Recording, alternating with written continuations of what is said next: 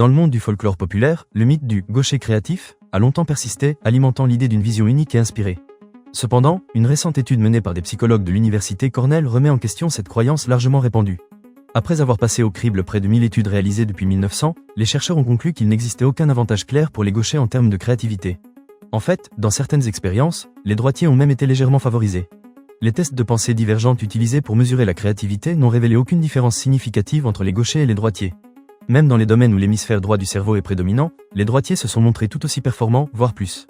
Alors, pourquoi cette idée persistante du gaucher créatif ? Les chercheurs évoquent plusieurs hypothèses, notamment l'association historique entre gaucherie, art et folie. Par ailleurs, le biais de confirmation a également joué un rôle important, avec quelques études isolées alimentant le mythe. En réalité, en élargissant notre perspective aux différents domaines créatifs, tels que les sciences, l'architecture, la littérature ou l'ingénierie, l'avantage supposé des gauchers s'estompe complètement. Il apparaît ainsi que cette croyance repose davantage sur des exceptions que sur des données statistiques solides. Cette étude soulève une question plus large sur la persistance des mythes et des idées reçues, même face à des preuves contraires accablantes. Elle nous rappelle l'importance de remettre en question nos croyances et de nous appuyer sur des données fiables plutôt que sur des anecdotes.